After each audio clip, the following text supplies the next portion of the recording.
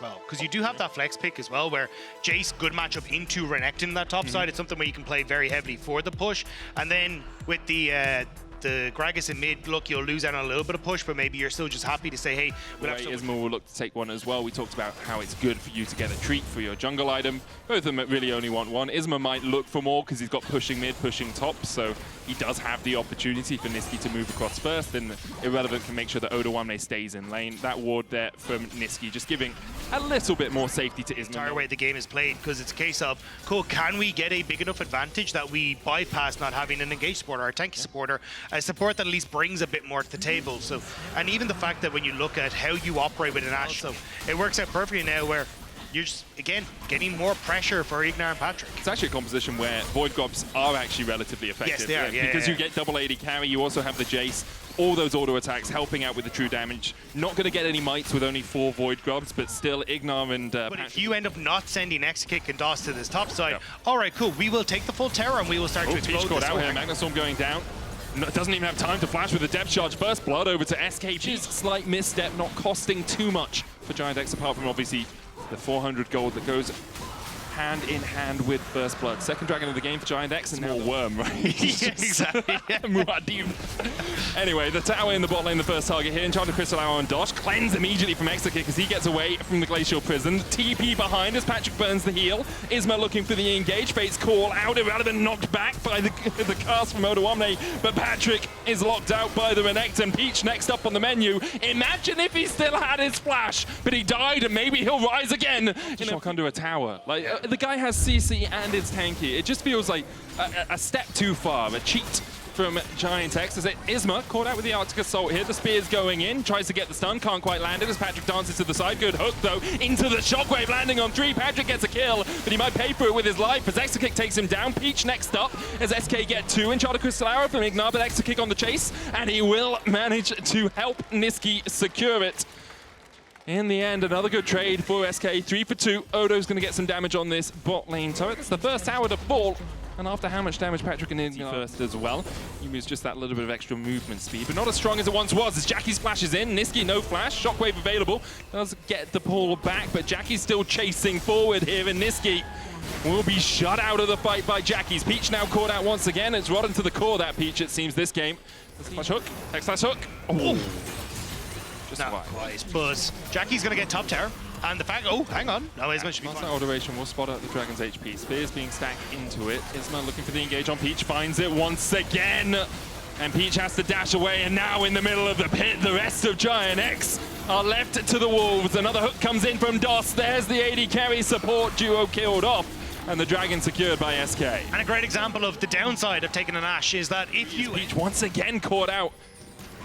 And it doesn't matter what sort of prophet you are. I'm not sure these writings are really coming up trumps for GiantX. Patrick trying to do what he can towards the side here. Isma locked up. Odo now the next target for SK as he falls, and the chase continues. Peach has to use the Mega Blast Cone to get away. Caught here. Doesn't have the flash.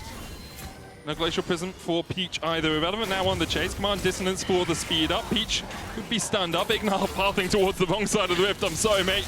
There be monsters as SK get their 10th of the game, and it's becoming a shooting. Remy, but honestly, I think this is the way you have to play it, because the only way that GiantX get back into this is long range Ignar ult into, hey, we're going to find a pick, make things uncomfortable. So as long for Nisqy to be on the top side, I'd much rather see Irrelevant on this top end, because he's able to deal with much more of this pressure. And I think this is a good call from GiantX. They realize, look, we can't really contest for Dragon with position, and Nisqy's gone. Nisqy is locked out, but Ignar falling low as well. Down towards the bottom side, he was caught out. Irrelevant now TPing in, trying to bolster up the defenses on this tower. Jackie's just trying to take the turret underneath Irrelevant's nose, and they'll get it. DOS dashing in with the depth charge and the flash. Peach flashing away as well, but he's caught with a hail of arrows. Jackie's next up for SK as Irrelevant gets the shutdown. Ignar and Patrick unable to join up with their team, but all their summoners to escape, but DOS will not give Odo the same luxury. Dredge line hits, and Odo goes under. So the Dragon, because they knew SK were on the bound, but Nisqy's TP down there means that they do not get any objectives out of the trade. SK now... The fact that SK were on the Dragon before you committed to it, and at this stage, you're already too deep as GiantX, so I think even... On the Renekton, 4-0-4 as well, has had a quietly very impressive performance. It's something don't spot Ignar. It makes it very difficult for SK to really commit into this any sort of 1-3-1 or be separated the map. You need to have a lot of information. Odo just doing a nice job of kind of abusing that at the moment and saying, hey, you're only playing off 2 waves. Cool. We'll just try and trade tier 2 for tier 2. But it might be 2 tier 2s for 1 tier 2 as Niski bolstering up this cannon minion means that this tower will fall in the mid lane. So it's 3 towers in exchange for 1 in terms of trades on this Baron.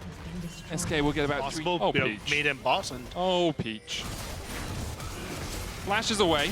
Irrelevant though. Can look for a bit more of a chase. Isma's on his way as well, and once again, it's Peach being a little bit too greedy. There's the arrow onto Isma. Jackie's now caught out as he tries to save his jungler and pays for it with his life. Showing top to push out that wave, so there is a tiny window of opportunity here as Isma looks for the engage. TP in by Irrelevant. They know Jackie's has only just spawned. He's coming back out with already. Odo1D's down, so what was a possible 5v4 in favor of GiantX immediately becomes a 5v4. To your bottom side of the map, getting Patrick and Ignar that good lead, but they just have not been able to play the map well enough to concretely put that victory. Yeah, Patrick's a full item behind now on AD carry, right? You've got behind, but also partly because composition. Compositionally, and we just haven't seen the proactivity from GiantX that we are seeing from SK as he goes in. Odo1D though, able to catch out Exakick on the backside, has to pop the stopwatch. Ignar and Patrick now can open up, and we say maybe SK will misplay. Well, perhaps they do as the Fates call pulls back Ignar. Peach on the front line, Ignar going back in. Doss with the hook, tanked up by Ignar, has the barrier, has the heal. Now we see though Patrick's the one who goes too far forward as SK get another. Although Isma died off first, SK still have come out on top. I mean, Odo, we salute. SK setting up in this bush, and they use the Mega Blast Cone to try and get in. Isma does have the Magnet Storm. Odo1D looking for the knockback as Isma steps on the front line, and Odo1D is just gobbled. Eaten alive. They want to give him anything. Doss and Niski can probably just defend. Accelerated shot pass going wide, 1.5 minutes on the winning through the bot lane. They moved them up to the top side well. They stayed around, they got all of this early gold, and then it just all collapsed. Isma finding an engage as well as Patrick's locked up and shut out with a Shockwave Magnet Storm combination. Not really much he can do. Irrelevant pushing through the mid lane. Even yesterday, they had the win con of Smolder and they just weren't able to find it. Weren't able to actualize on it. Double inhibitor is going to go down as Doss looks for another dredge line. Depth charge as well onto Odo1D. He falls down to a 3rd HP. Inhibitor in the mid lane still standing as Irrelevant decided instead to come over here and bolster up his team. Glacial Prism hits onto the backline, but there's no follow-up. Jackie's trying to do what he can from range. Ignar doing the same. One Nexus tower falls. Teleport out by Niski into the teleport in by Niski. It was a recall into TP. Mid lane inhibitor goes down. Irrelevant looking for Odo1D. Glacial Prism not available for Peach. Explosive cast a possibility, but it's all done. But that Nexus going down now as GiantX are just locked up in place. SK will get their first win of the split in convincing fashion. Yeah, I mean, it was only a matter of time, but SK were able to pick it up at the end of the day. I mean, look, as you say, GiantX